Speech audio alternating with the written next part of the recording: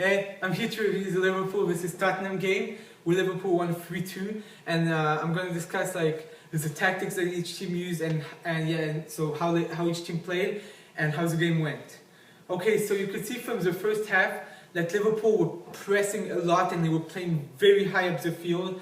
For most of the game, our Sturridge was literally behind the two Tottenham defenders, being very high up the field. Liverpool forced Tottenham into making mistakes, and especially in the first half. And that was their point. So Liverpool were pressing high because they wanted to get in as many counter-attacks as possible.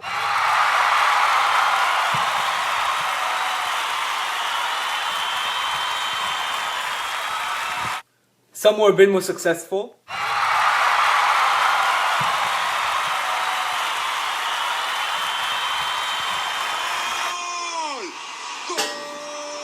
And they did manage to do that. Basically how they did it was Jared was getting a lot of interceptions, and Jared Henderson, and they would bring the ball up to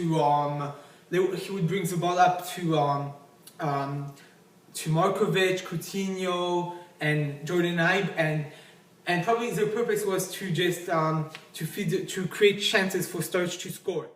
And they did do that for some parts of the game, but I think that they could have done it better. Because most of the time when Coutinho had the ball, he tried to play some passes to Sturridge, but the passes were either too strong or they got intercepted by the Tottenham defenders in a lot of occasions. And I think Markovic was losing possession too quickly. I think it was because on counterattacks he was suddenly slowing down a bit, maybe because he was scared or something, and then suddenly he would be overcrowded by Tottenham players, and that was a bit of a problem. Jordan Ibe, he was really good, he's really good technically. He was playing mainly on the right wing, and he was mainly in a contest against Danny Rose, and he completely won the contest. He was just beating him over and over. I mean, even Vertonghen had to come in to help Rose in left back, and Vertonghen is a centre back.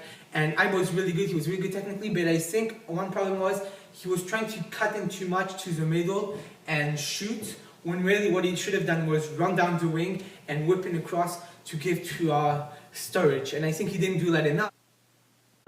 And you can see that at one point in the game, he did give a cross into Sturridge, and Sturridge backheeled. Yeah, he gets something across, but this is poor from Tottenham.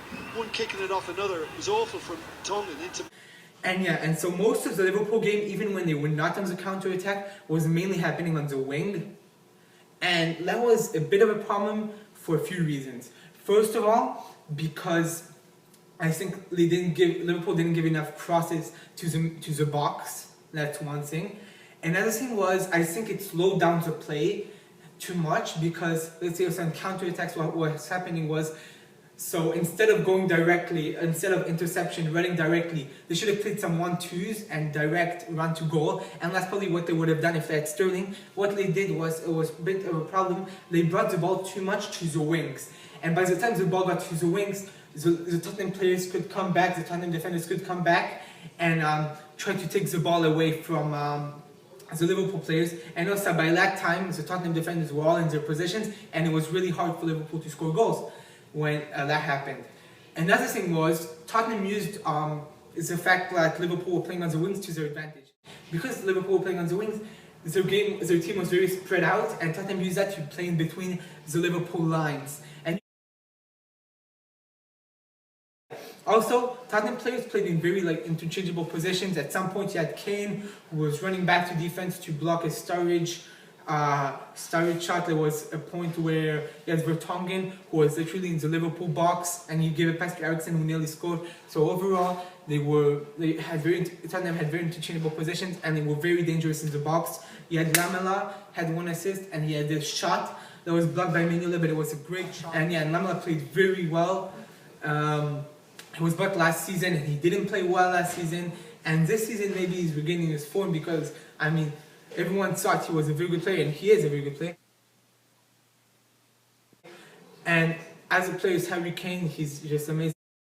His entire season since they discovered him, he's been amazing. And Eriksen, who plays he's Tottenham playmaker. I think he was pretty anonymous last night, and you couldn't really see him. and he gave in some passes, but they were not so good. And he was subbed off for Chadley after like 70 minutes. He had one good free kick, which led to the Tottenham goal, to the second Tottenham goal by Dembele. So overall, Tottenham were really dangerous. Liverpool also. Sturridge could have easily had a brace, but he was a bit unlucky because Loris was good. He was unlucky, ball hit the bar. So Liverpool had some really good chances. And yeah. Oh, and bringing in late in the game, they brought in Balotelli and Lallana for Sturridge and Markovic, and they brought some freshness to the Liverpool team. And as I said before, Liverpool should have been giving more crosses, and that's exactly what Lallana did. And the first moment that Lallana gave a cross, Balotelli just went ahead of the Tottenham defenders and tapped it in, and goal. And that's it, and that's what they should have been doing like the entire time. So that was great for Liverpool. Now it really opened up the race for the top 4 in the league. And yeah, so that was very important for Liverpool.